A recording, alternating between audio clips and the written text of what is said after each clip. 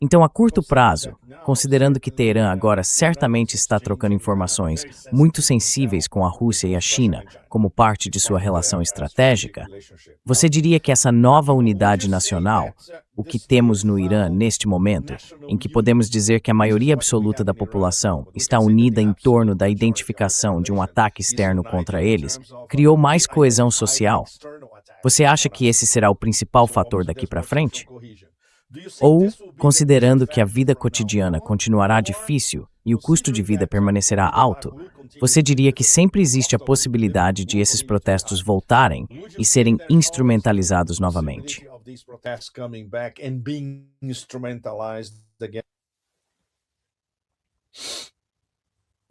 Yeah, there is always, as Sim, sempre há, sabe? Bem, acho que a principal questão aqui é que a economia russa era dependente do dólar antes da guerra na Ucrânia, em mais de 54%. Durante a guerra, eles reduziram essa dependência do dólar americano para menos de 3%, se não me engano. Da última vez que Putin falou, ele disse que é ainda menos de 3%. Acho que o governo iraniano I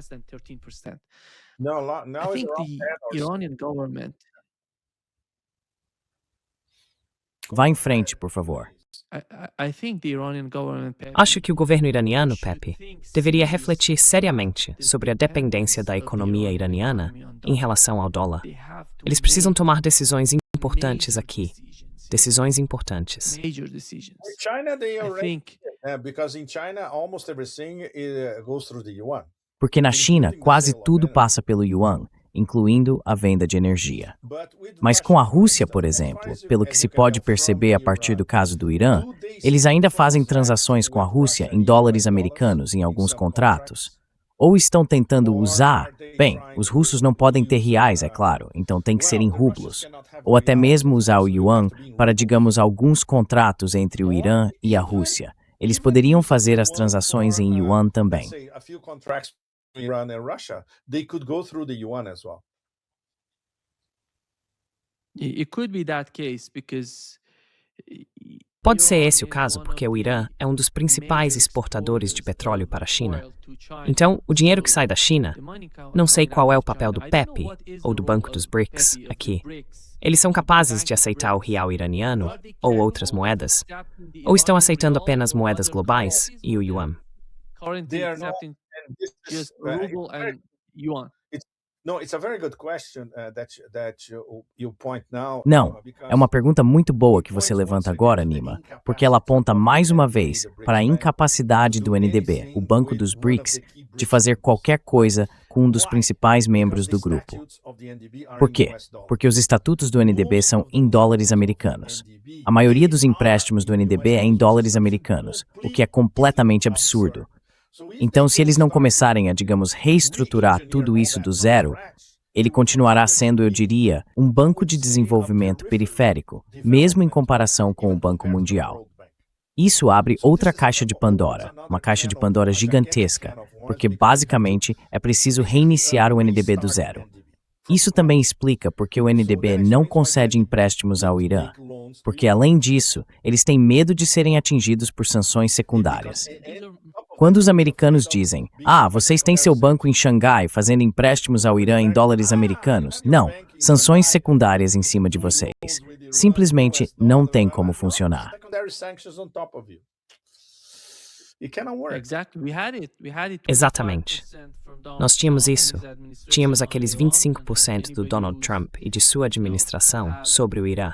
E qualquer um que você sabe, não sei se a Índia faria isso, mas você sabe, no caso da Índia, ele disse, the case of India, he said that The same A mesma coisa, eles terão medo de sanções secundárias.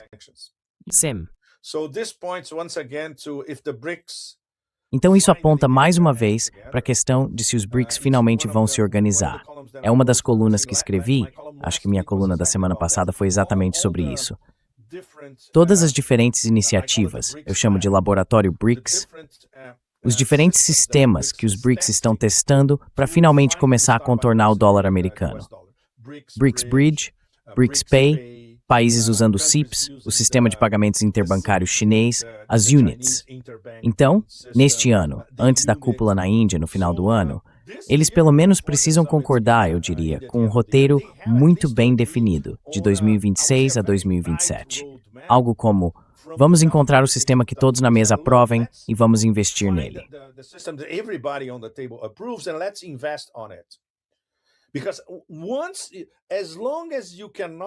Porque, enquanto você não puder escapar das transações em dólares americanos ou do sistema financeiro internacional controlado pelos Estados Unidos, nem dá para começar a falar em multipolaridade. Não faz o menor sentido. E vemos o caso do Irã. Há mais de 6.000 sanções contra o país ao longo de 4 décadas. A única maneira de escapar disso é se eles conseguirem realizar suas transações fora do dólar americano, imunes às sanções, e, obviamente, reorientar todo o seu ambiente de comércio e negócios em direção à Eurásia como um todo. Claro que o Irã está fazendo isso, mas o processo é muito lento no momento. E com todos esses obstáculos, por exemplo, eles não conseguem obter um empréstimo do Banco dos BRICS, mesmo sendo membros do grupo, isso é completamente absurdo. Completamente absurdo. That's completely absurd. Completely absurd. Yeah. Pepe, what has happened in Pepe, at the UN o que aconteceu no Conselho de Segurança da ONU, a sessão convocada pelos Estados Unidos? Eles trouxeram 2 iranianos, e muitas pessoas aqui no Irã os conhecem e conhecem o tipo de retórica deles. Mas a minha pergunta é: por que os Estados Unidos convidaram essas 2 pessoas para falar sobre a situação no Irã? Então tivemos os Estados Unidos e o Reino Unido de um lado, e o Irã, a Rússia e a China juntos do outro. Você sabe, o Irã não enviou seu principal representante para essa sessão. Enviaram o vice em seu lugar. Como você viu isso? Por que os Estados Unidos? Parece que perdemos o Pepe. Yeah, it seems that we've lost Pepe. Let's see. He's Vamos ver, ele vai aparecer. Vamos ver aqui. here.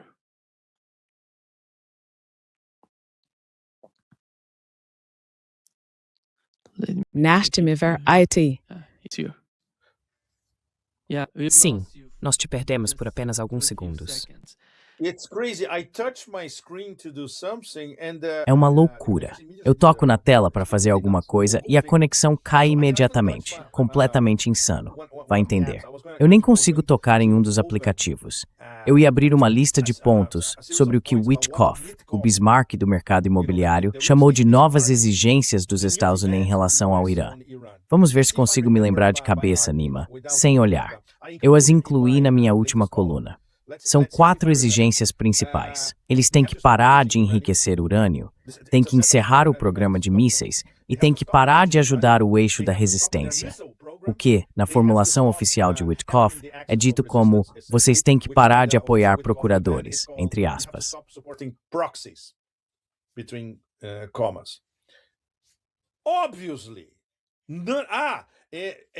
Obviamente, falamos sobre o enriquecimento iraniano. O Irã não vai concordar com nada disso. Antes de tudo, porque são os mesmos ditames. Já ouvíamos esse tipo de absurdo mesmo antes das negociações do JCPOA, há quase 11 anos em Viena. Então eles voltaram a isso novamente, especialmente com a exigência de encerrar o programa de mísseis. Então, o que os americanos estão propondo agora sobre Trump? Olha, vocês têm que fazer tudo isso. Se fizerem essas 4 coisas, talvez suspendamos as sanções. Mas quando dizem que vão suspender as sanções, o governo Trump, na verdade, não pode fazer isso, porque essas sanções precisam passar pelo Congresso, o Senado e a Câmara, onde é evidente que ambos estão completamente controlados pelo eixo sionista. Because the Senate and Congress are completely controlled by the Zionist axis, they will never approve lifting sanctions against Iran. Eles nunca vão aprovar o fim das sanções contra o Irã. E a segunda parte parece uma história em quadrinhos, Nima. Os americanos estão dizendo que o Irã poderá retornar à comunidade internacional, como se o Irã estivesse fora da comunidade internacional. Isso é totalmente absurdo. O Irã é membro do BRICS. O Irã é membro da Organização de Cooperação de Xangai. O Irã é membro da União Econômica Eurasiática. O Irã, obviamente, faz parte da ONU e participa de algumas das reuniões mais importantes lá. Portanto, o Irã está na comunidade internacional. Mais uma vez, temos, eu diria, um tsunami de bobagens vindo dos americanos, fingindo que estão oferecendo algo ao Irã e que o Irã está recusando um caminho para a paz.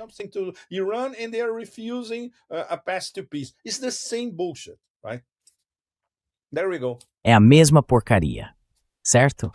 Aí está. Como é que você vai argumentar contra isso? Então é muito, muito importante, antes que se perca na tradução, que o Irã explique em diferentes fóruns ao redor do mundo, em inglês. Assim será citado em inglês, não em Farsi, porque caso contrário vai se perder na tradução. Em inglês, na ONU, no BRICS, na OCS, em todos os lugares. Olhem, é isso que os americanos estão nos oferecendo. Julguem por si mesmos. Algum país soberano e digno aceitaria essas imposições? Obviamente, não. Então é isso que deve ser feito agora. Desmascarar a estupidez do império diante da chamada comunidade internacional. Yeah. Pepe, Pepe, a atitude da Alemanha, sabe, foi de certa forma novamente impressionante. De novo. O que é de novo, exatamente? Porque durante a guerra de 12 dias, eles disseram que era um jogo sujo. E novamente, esse chanceler alemão disse que o governo do Irã não é legítimo e precisa ser removido. Quem é você para falar desse jeito?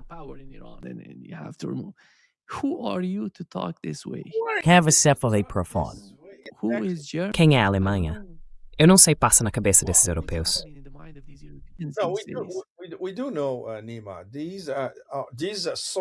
Nós sabemos, Nima, esses chamados espécimes, esses espécimes infra-humanos, que se passam por liderança política, com uma mediocridade que alcança a Via Láctea, como o chanceler da BlackRock na Alemanha.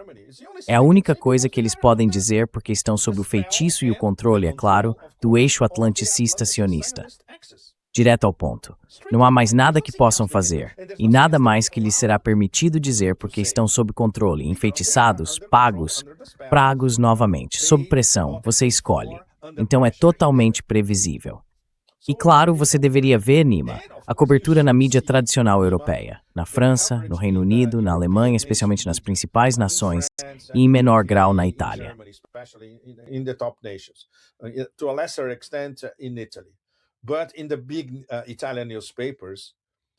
Mas, nos grandes jornais italianos, todo mundo está abertamente rezando, na verdade, por uma mudança de regime. Você vê as capas das revistas semanais de notícias em toda a Europa, na Alemanha, na França, no Reino Unido, é sempre a mesma coisa. O povo contra os mulás, esse tipo de coisa, sabe? Então, obviamente, é impossível para o cidadão europeu médio, não muito bem informado, essas pessoas que basicamente obtêm suas informações da TV tradicional e dos grandes jornais, ter qualquer debate real sobre o que realmente aconteceu no Irã. Não há absolutamente nenhuma chance. E mesmo online, se olharmos para a quantidade de fake news tóxicas no X sobre o que aconteceu no Irã, elas vêm de muitas pessoas com zilhões de seguidores, provavelmente comprados, a maioria deles.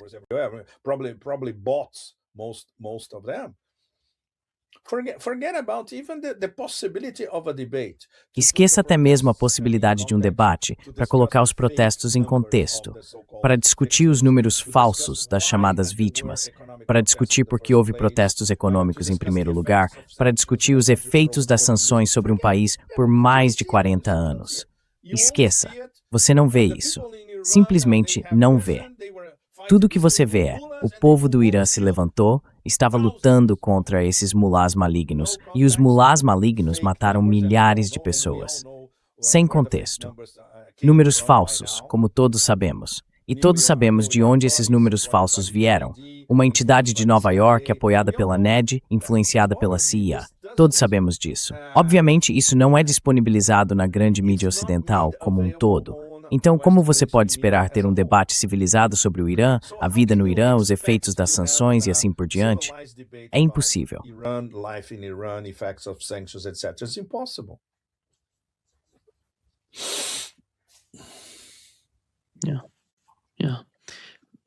Sim, Pepe, antes de encerrarmos, como você vê a situação em torno da Groenlândia e sua importância para a Europa?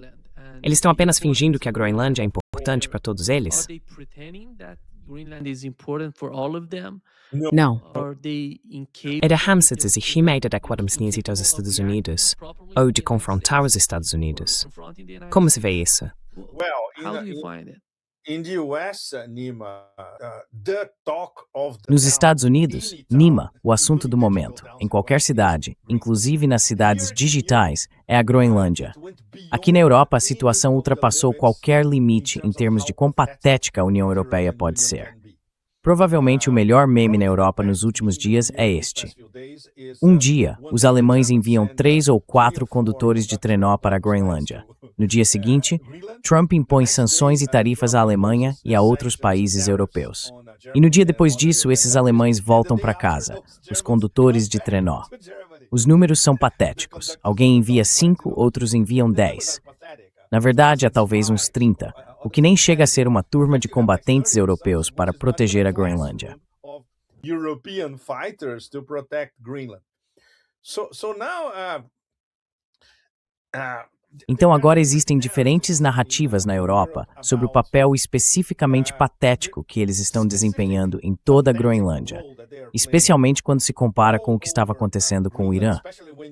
Até mesmo a grande mídia tradicional está começando a fazer, eu diria, perguntas muito infantis. Como, veja, estávamos esperando que os russos atacassem a Europa, mas no fim, fomos atacados pelos americanos. Finalmente está caindo a ficha, sabe? Na cabeça deles, de que eles são e continuarão sendo atacados por seu principal aliado, protetor, a voz do seu mestre, chame como quiser. E ao mesmo tempo, eles estão tentando, eu diria, mudar de assunto.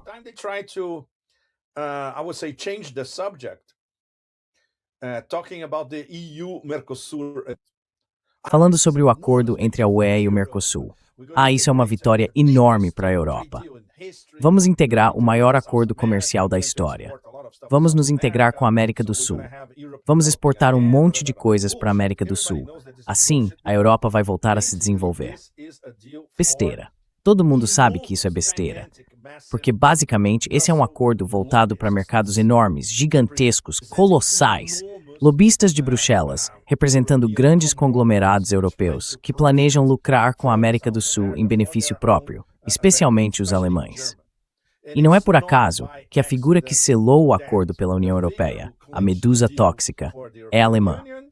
The toxic medusa, she's German.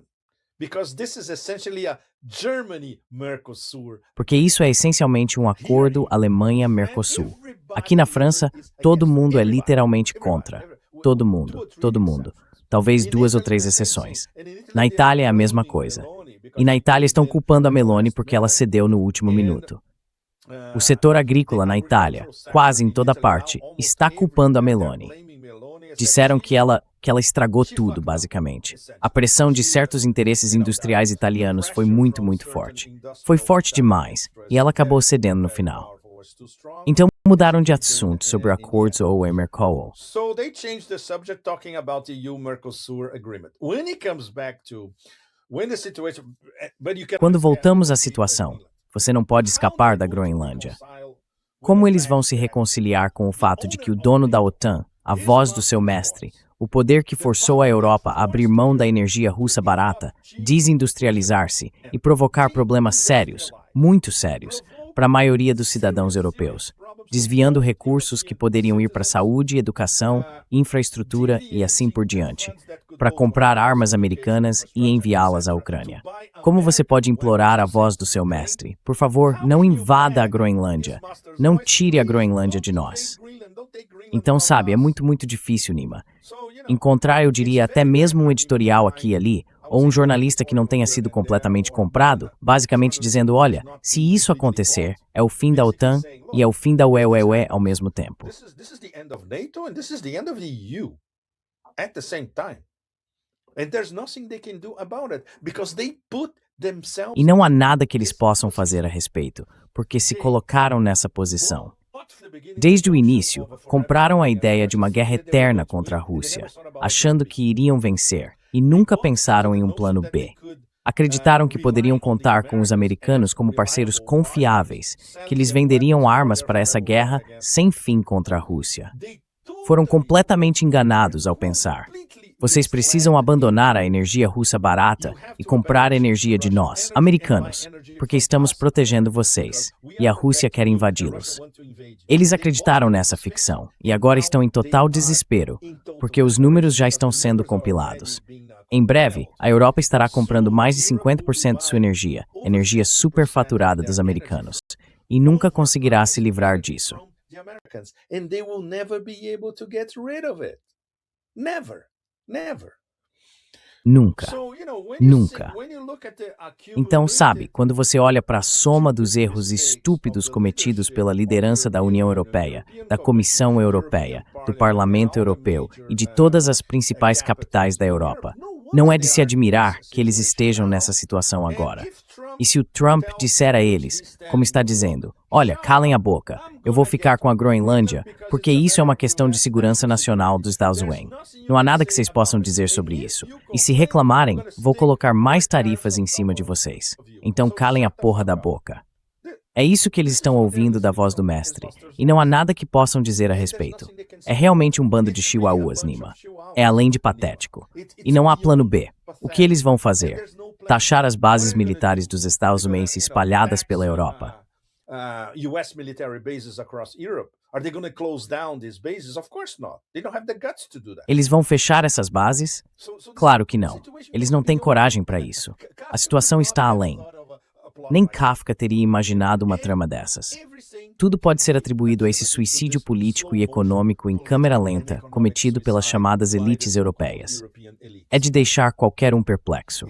Nenhum de nós viu algo assim em toda a vida, e nossos antecessores também nunca viram. Ok, eles viveram o período entre a Primeira e a Segunda Guerra Mundial, que já foi completamente insano por si só. Mas isso em termos de um cenário totalmente absurdo, está ficando cada vez mais próximo, sem saída para a Europa. Essa é a pior parte. Eles simplesmente não têm como escapar do impasse que criaram para si mesmos.